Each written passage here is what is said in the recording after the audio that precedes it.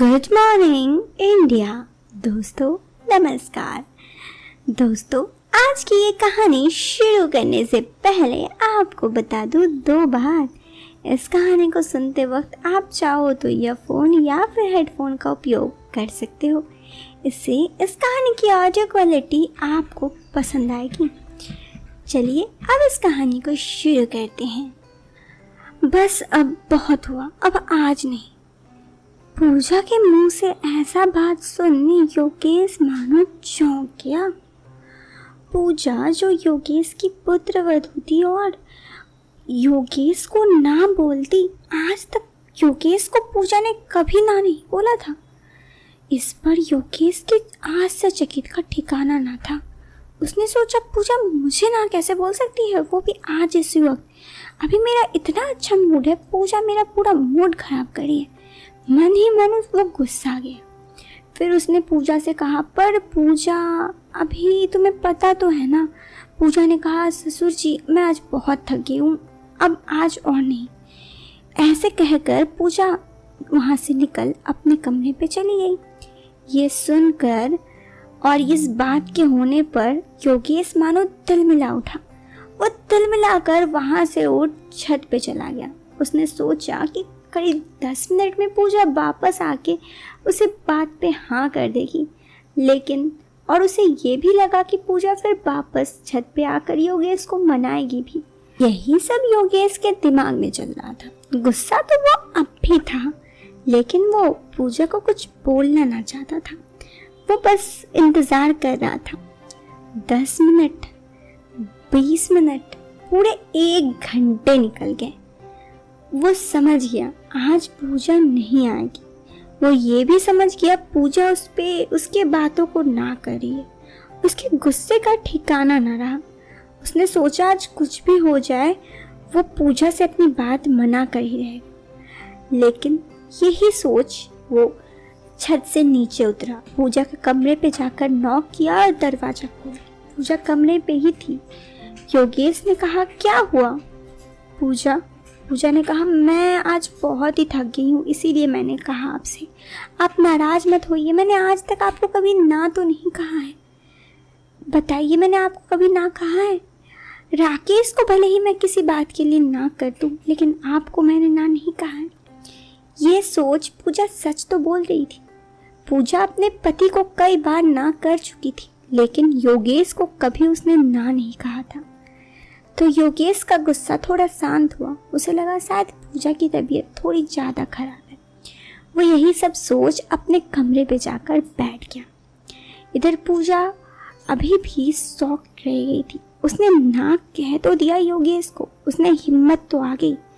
अभी से करीब 5-6 महीने से वो योगेश को ना कहने का कोशिश कर रही थी, लेकिन वो ना कह ही नहीं पा रही थी। शायद इसलिए भी क्योंकि उसके पति ने उसे शादी के पहले ही दिन कहा था योगेश की हर बात सुनने को, इसीलिए वो ऐसा कर रही थी। गौरतलब है पूजा की शादी राकेश से करीब 2 साल पहले हो गई थी। पूजा बहुत ही साधारण परिवार से आती थी। उसके घर वाले ज़्यादा अमीर तो नहीं, लेकिन हाँ पूजा की हमेशा खुशी ही देखते। ऐसे में पूजा को शादी से पहले से राकेश पसंद था। दोनों कॉलेज में साथ ही पढ़ाई किए थे। फिर पढ़ाई के बाद राकेश वापस चला गया आगे पढ़ाई के लिए और पूजा यहीं रह गई।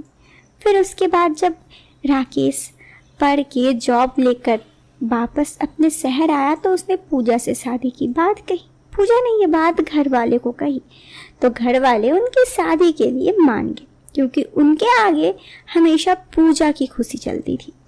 वे हमेशा पूजा को खुश रखना चाहते थे। पूजा के ससुराल में पूजा की सास नहीं थी, क्योंकि योगेश की पत्नी की मौत कई साल पहले हो चुकी थी। तो पूजा के परिवार में योगेश, राकेश और पूजा ही थे। अब शादी के बाद राकेश ने पूजा को ये बात बहुत अच्छे से कह दी थी कि मेरे पिताजी योगेश मुझे बचपन से बहुत ही मेहनत से पाल पोस के बड़ा किए हैं और तब मैं उन्हें दुख नहीं देना चाहता। तो जब से तुम मेरे घर शादी करके आई हो, मैं आज पहले ही दिन बता देता हूँ, उन्हें पार्टी करने का, खाने पीने का बहुत शौक है। उन्हें अगर कभी भी तुमसे कुछ कहें तो इन सब बातों के लिए मना मत करना। कुछ खाने बनाने बोले या फिर कुछ भी पार्टी के लिए 10 लोग बुलाएं, उन सब के लिए खाना बनाने बोले, ना मत करना, कर देना। बाकी हर बात की तुम्हें कोई कमी नहीं होगी मेरे तरफ से। पूजा अपने पति को वादा जो की थी कि वो अपने ससुर की हर बात मानेगी। ऐसे में उसके ससुर तो थे ही मतलबी से इंसान। उन्हें पार्टी करने की बड़ी शौक थी। हर शनिवार इतवार लोगों को घर पे बुलाते, 5-10 लोग मिलकर पार्टी करते, अलग अलग व्यंजन खाने के लिए बनाने बोलते। खुशी खुशी में तो शुरू में पूजा खुशी खुशी हर काम कर देती, चाहे लोगों के लिए स्वादिष्ट पकोड़े बनाने हो, पकवान बनाने हो, या फिर चिकन या फिर मटन। लेकिन ये चीज बढ़ते चला गया। अब योगेश को पता था कि पूजा तो घर पे है ही, उसे जो खाना बनाने बोलूं वो बना देगी, साथ ही उसे घर सजाने बोलूं तो भी सजा देगी। तो ऐसे में योगेश की दोस्ती यारी बढ़ गई और वो घर पे अब हर दिन कहीं ना कहीं लोगों को बुलाकर पार्टी करने लगा। ऐसे में पूजा को हमेशा मतलब एक दिन में करीब 15-20 लोगों का खाना बनाना पड़ता। ये साफ सारी मेहनत पूजा के शरीर में भी दिखाई दे रही थी। वो दिन दिन बीमार होते जा रही थी, लेकिन ये सब बात भी उसने अपने पति को नहीं बताई थी, क्योंकि उसके पति को से भी उसे यही लगा था कि उसके पति यही चाहते हैं कि वो ये सारा काम कर दे। उसके पति भी अब समझ चुके थे कि पूजा को दिक्कत हो रही है, क्योंकि 1 साल में पूजा कई बार बीमार हो चुकी थी, लेकिन वो भी अपने पिता योगेश को कुछ बोल नहीं पाता। ऐसे में 1.5 साल बीत गए और योगेश का ये बर्ताव बढ़ते चला गया। अब पूजा कभी कभी योगेश से नाराज भी हो जाती। करीब 4-5 महीने से योगेश महीने में करीब 20 दिन लोगों को घर पे बुलाकर अच्छे अच्छे खाने बनाता, लोगों को भी खिलाता। ये सब बात पूजा भी समझ रही थी कि उसके सारे दोस्त मतलबी हैं योगेश के, सिर्फ खाना के नाम से यहाँ आ जाते हैं।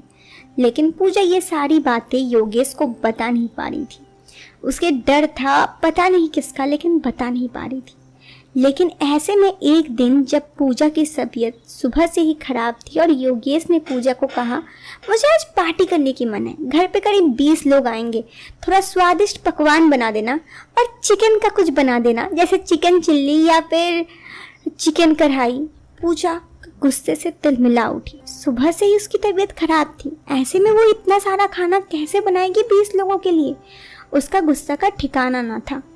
सोच भी तो वो सही रही थी, इसीलिए उसने हॉल पे जाके अपने ससुर जी को बोल दिया कि ससुर जी आज मुझसे नहीं होगा, मैं आज बहुत थक गई हूँ। उसके ससुर योगेश ये सुनकर बड़े नाराज हुए। उन्होंने तुरंत कहा, पूजा मैंने सबको आमंत्रण कर दिया है, अब मैं उन्हें ना कैसे बोल सकता हूँ। पूजा ने कहा, मैंने आज तक आपको कभी ना नहीं कहा है, लेकिन आज मुझसे इतने लोगों का खाना नहीं बनेगा, आप प्लीज ना बोल दीजिए। ये बोल पूजा अपने कमरे पे चली गई, लेकिन योगेश को अपने कानों पे यकीन नहीं हो रहा था। उसे लगा पूजा उसके लिए खाना जरूर बनाएगी, लेकिन फिर भी जब पूजा को उसने देखा कि वो अपने रूम पे सोई है, उसका तबीयत खराब है, तो योगेश समझ गया कि पूजा बीमार है। उसने तुरंत ही पार्टी कैंसिल कर दी और फोन करके राकेश को बुलाया। राकेश घर आकर देखा तो पूजा को काफी बुखार था। वे लोग तुरंत उसे डॉक्टर के पास ले गए। पता चला पूजा को मलेरिया हुआ पड़ा था और काम करते करते उसकी तबीयत और कमजोर हो गई थी। योगेश को अब अपने बर्ताव से पछतावा था, क्योंकि उसी के कहने पर पूजा करीब करीब हर दिन 20-25 लोगों का खाना बनाती और शायद इसीलिए उसकी इतना मेहनत की वजह से तबीयत खराब पड़ रहा था। योगेश समझ चुका था आज पूजा ने ना क्यों बोला, साथ ही उसे अपनी गलती का भी एहसास था। उसे भी पूजा से इतनी काम नहीं करवानी चाहिए थी। दोस्तों, ये कहानी तो यहाँ ख़त्म हो गई है, लेकिन इस कहानी के अंत में मैं एक बात बताऊंगी। अगर कोई आपकी मदद करता है, आपके लिए आपकी हेल्प करके खुशी होता है किसी को, तो आप उससे ज़्यादा भी काम मत करवाइए, क्योंकि हो सकता है वो इंसान आपको ना नहीं बोल पा रहा है रिश्तों की वजह से, लेकिन किसी के बातों को, दिल की बात को समझिए। बस दोस्तों, इस वीडियो से लेती हूँ मैं अलविदा। वीडियो पसंद आई तो आप इस वीडियो को लाइक और चैनल पे पहली बार आए हैं तो सब्सक्राइब जरूर करें ताकि आपको इसी तरह की इंटरेस्टिंग कहानियाँ मिलती रहे। सब्सक्राइब करने के बाद दोस्तों नोटिफिकेशन में ऑल नोटिफिकेशन ऑन कर दें ताकि जब भी मैं वीडियो भेजूँ आप तक सबसे पहले पहुँचे। Till then bye bye, take care.